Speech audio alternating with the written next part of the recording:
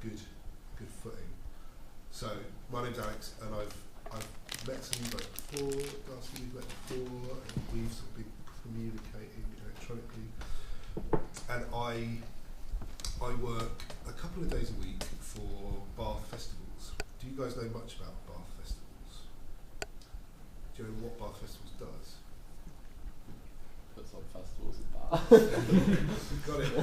You're sharp. They do put festivals on in Bath. Yeah, they do. Do you know which ones? I just looked on the website. Okay. On the phone on the way in. So Okay. Children's Festival, Literature Festival. Yeah. So there's the Kids Literature Festival, which this has nothing to do with. There's the Literature Festival, which this has nothing to do with. And there's the Bath International Music Festival, which this is connected with.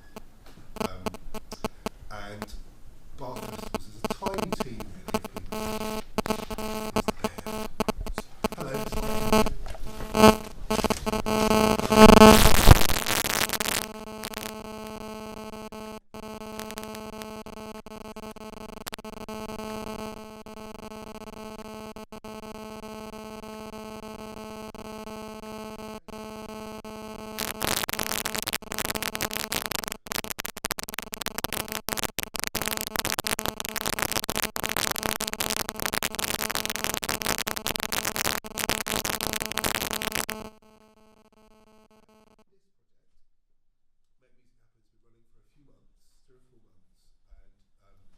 In its current state, we're going to be running until September this year, but we will be running a bit longer.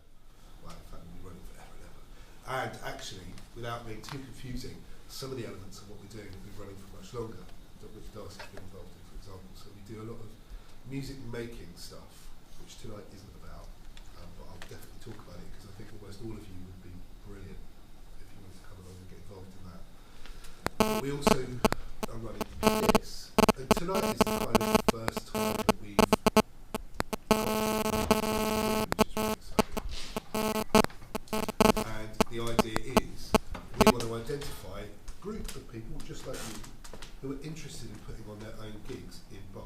We've got funding to put on 6, maybe 8 gigs over the next 6 months in Bath, so that's at least one a month, if not more. And those gigs, the idea is that there will be a group of people, and if you're all interested, then you would be that group of people who were the steering group and basically made it happen with our support and with our funding. So we would be identifying venues, we'd be identifying bands, we'd be identifying loads of aspects of it around marketing the gig successfully. So that means making flyers and stuff. But that also means generating press, trying to get people through the doors. And I'll tell you actually quite openly that the whole reason that this project exists is because there's very little on offer for young people in Bath in terms of live music events and opportunities to go out. What we're trying to do is to create those opportunities, but rather than us doing it, Bath Music Festival is the first thing any of you would think of in terms of going out. It's not really the first thing that I would think of. But so rather than a bunch of gigs being put on for you, the idea was that you would put the gigs on, which is really exciting. So you choose who plays, and we've got some budget to pay some people. But it would also be really exciting if it was your band, your friends' bands, stuff like that. We can dream up whole concepts around nights. We can dress the space. We can do all sorts of really exciting stuff. And the idea behind these talks, there's 4 of them. So this is 1 of 4, and the idea is that we'll learn a bit about what it actually means to put a gig on. So tonight it's about all the technical aspects of putting a gig on. So the really important stuff, really, because without PA, without instruments, without decent sound, the gig won't be massively successful. Unless the whole point is that you've got an unamplified recorder or something. Stevie, hi, come in, sit down. Push it.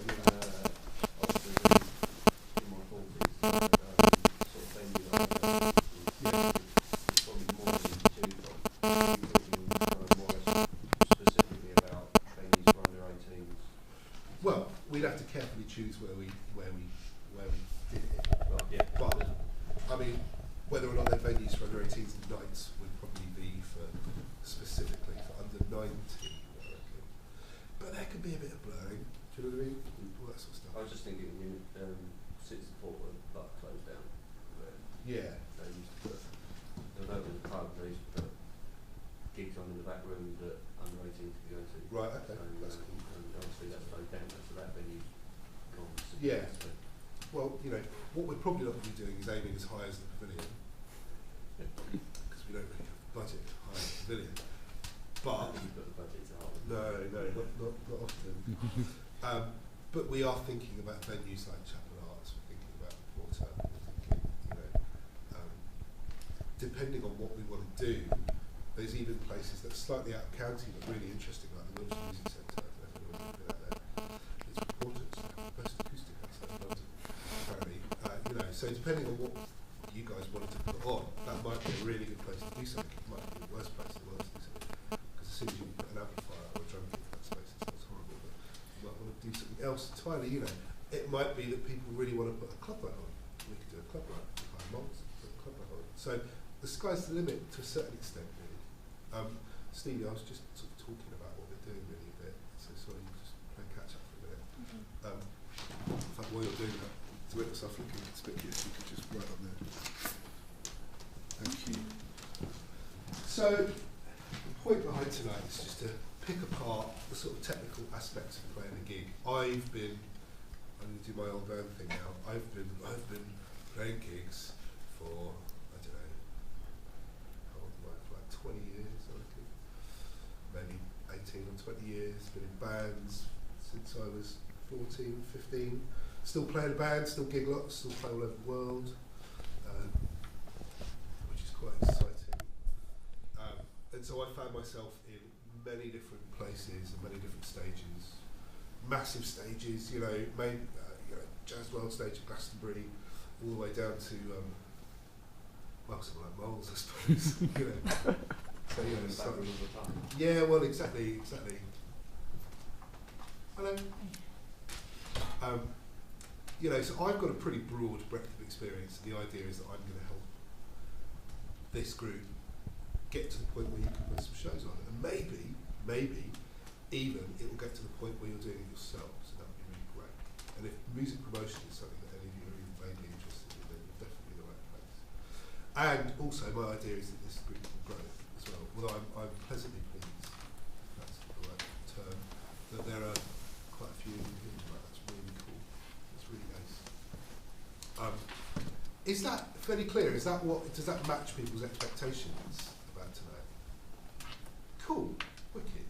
Does anybody want to ask any questions right now? Because you can. Okay.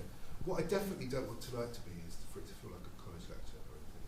So if some of you go to college here and you have lectures in this room, and I don't want it to feel like that because it's not. We're,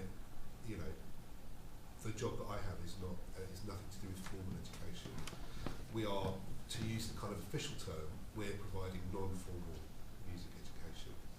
And so the idea is that it's as led as much by you guys as it is by us, and we're just there to provide a framework really, and I'm just here to provide from my wealth of experience. So tonight we have the marvellous, wonderful,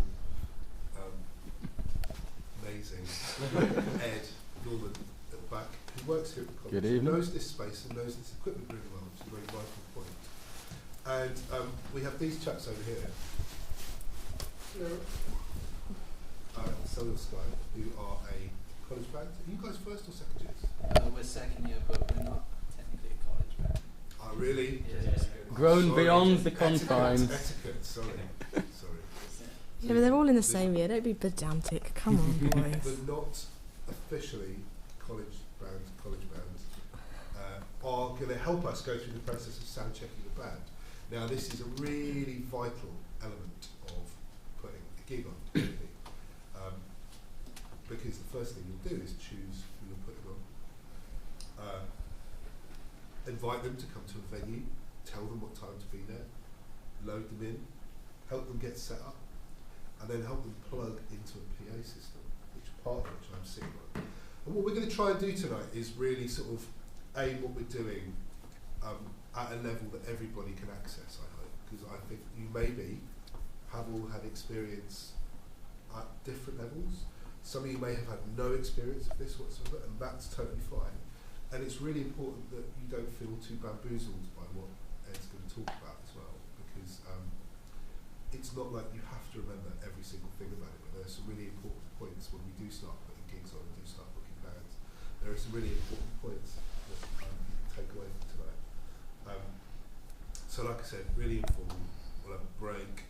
If you guys want to ask any questions at any point, just stop us and you can ask us questions. And we'll have some time for questions at the end. And if you don't have any questions, that's also fine as well. You don't have to ask any, but if you want to, please feel free to do so. And I'm just really pleased that you all turned up, really. It's great. And if you are all interested in sort of being part of this group, then there's some stuff I'll talk about towards the end about where we go from here, when we want to meet next, when our first gig is going to be, because I'm really keen to run this out as quickly as possible. So I'm thinking we meet again in a week or two, and we put a gig on in 4 weeks' time or something. That's what I'm thinking. Something like that. Anyway. So I'm going to hand over to the esteemed Ed.